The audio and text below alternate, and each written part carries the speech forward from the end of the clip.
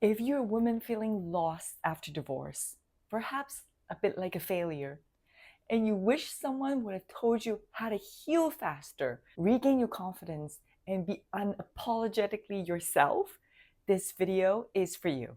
Hi, my name is Clover, a post-divorce reinvention coach for women.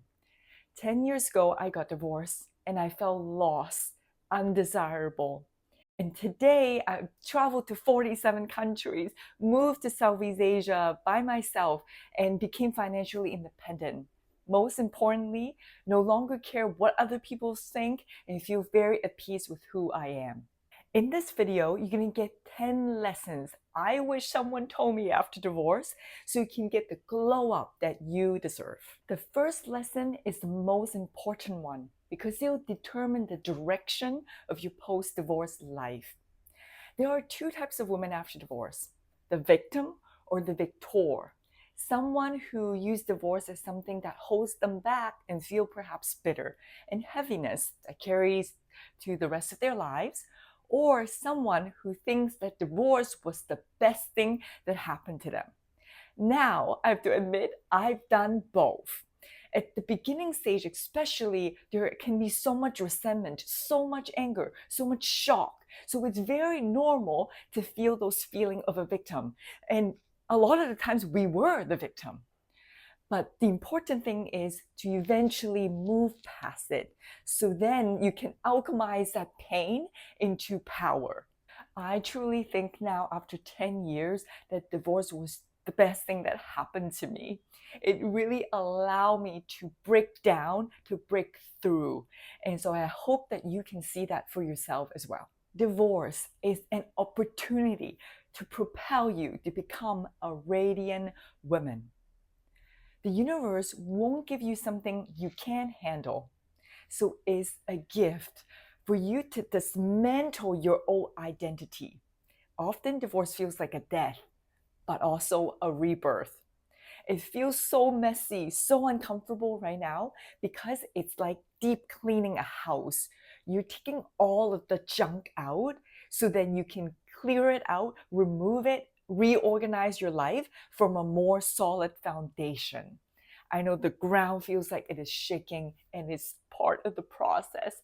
I promise you, you will get to the other side. I'm so excited for you because as you go through this glow up journey, it will then become real. Lesson number 3, talk therapy is super helpful, but somatic healing your nervous system is even more important. Divorce is a form of trauma. So talk therapy is the way to intellectualize and make sense of what happened and how our childhood perhaps affect the present moment to where we belong now. After many times intellectualizing, it can get you stuck looping back into the same pattern. That's exactly what happens to me. And then I discover regulating your nervous system, releasing the emotions that have been stuck in our body level.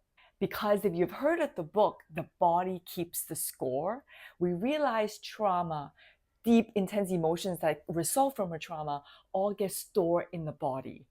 And in order to truly change and heal from it, we have to start with the nervous system. When you go through your healing journey, definitely look for those modalities. It can come in the form of yoga, sound healing, breath work, or embodiment practices like dancing, releasing anger, releasing grief, moving your body accordingly, which is what I'm certified in. Those are all really great tools for you to move those energy out of your system. Lesson number 4, having financial independence as a woman is the gateway to no longer settle after divorce. The biggest reason why women stay in toxic relationship is money. If you can't afford to live on your own, you have to stay in those relationships. So building your own finances, taking control of it, so then you can walk away from any toxic situations, even a job, even a relationship, or anything that no longer serves you. Because then you won't be in survival mode. You can come from abundance instead of scarcity. I've walked away from many relationships after divorce because they weren't really adding value to my life because I already have my financial independence. It helps you flip the script. Instead of asking, would they want me? I would ask, would I want them? And is it mutual? Because when you own your money, you own your choices. Lesson number 5, having a revenge body is great, but knowing that you can take care of your health when we age is a peace of mind. This relates to not settling for less either, because we're afraid that we're going to be alone when we get older because we can't take care of our health. Then we also again settle for relationships, settle for a job that will make sure it pays us enough. And of course, we know health is the number one thing that we need in life to be happy, fulfilling, and live a great quality of life. Lesson number 6, being single again after divorce doesn't mean you will be lonely. Of course, we go and date and we find another relationship, amazing. If you don't, we can still cultivate belonging and community with other women, or perhaps platonic relationships with men. Sometimes they bring more fulfillment because there's less expectation for one person to fulfill all our needs. It's in fact much healthier, even when you get back into relationships that have friendships. And let's be real, men lifespan is shorter on average than women. So when we get older, our forever partner might actually pass before us. And so at the end of our lives, we might still be alone. So cultivating those community now, plant those seeds now, will protect our future. And in Okinawa, the place, the blue zone that has one of the most centenarians, people who are over 100, a lot of the elderlies live in community with other elderlies in support system. And that is how they stay young and healthy and happy until they're 100. Lesson number 7, losing friends after divorce doesn't mean you're a failure. It just means they're out of alignment. When hardship happens, it really exposes the true selves. Are they real friends who are supportive through hard things, or they're just friends who go and spend happy times to eat and drink and shop and only be there for those good times? And secure people won't judge. Some people somehow get threatened when I'm divorced, and then the husbands feel like somehow divorce is contagious. But if the couple is secure, that shouldn't be a problem. Society sometimes shames us for being divorced, leftover, not enough, like a failure. But truly happy people don't have time to judge you for that. We all understand that life happens and it's part of it and it's totally okay. And that's true confidence and security. If they're judging you, that means something within them feels unsettled for not being perfect in life. We also go through different stages in life, different seasons. And when we're no longer married, maybe our friends break apart. And because we no longer can relate to each other, playing house, you might be that person now traveling the world. And that can feel honestly a bit threatening to relationships that feel a bit stuck. And it exposes that dynamic for those people too. Lastly, when we go out and see the world, because I've traveled to 47 countries, we meet so many amazing people who are single, living their best life. It's not even a thing. And there is a community of amazing, cool people that can thrive regardless of their relationship status. Lesson number 8, being divorced doesn't mean you're less desirable.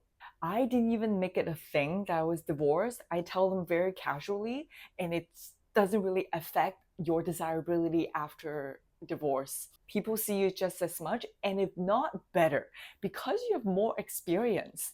Someone actually wanted to spend the rest of their lives with you, it just didn't pan out. It gives you in fact more desirability because you've already learned how to go through that process of marriage. In fact, I prefer divorced men now because of their better experience. They're better trained. And we also get clear on what we want and what we don't want. Lesson number 9, divorce gives you the audacity to live a big life. You already broke the stereotypes. You already went out of line. Now you are free. You are allowed to do whatever you want. After divorce, I went skydiving, cage diving with crocodile, hiking Mount Everest base camp, doing all of the things I never imagined in my entire life I would do. I even moved to Southeast Asia alone. And I'm really truly happy because it's aligned to my values. I know what I want now. I question the system. Was it getting married, having kids really the ultimate success? Is staying in North America doing a 9 to 5 job really give you fulfillment? Those are all the things that we get to question now. So, congratulations, you're now on the other side. You are free. And the last lesson, lesson number 10, because you get to choose you again. A lot of women lose ourselves during marriage, and we get so far away from our true selves by the end of it. And this is the opportunity that you get a second chance to no longer abandon yourself, to go discover what you truly want in life. And it's so exciting. You get to reclaim the parts that you lost and become the radiant woman you've always meant to be. And that is it. If you want to choose yourself again, subscribe to the channel. I would love to see you experience the radiant woman you're meant to be. Welcome to the Divorce Glow Up.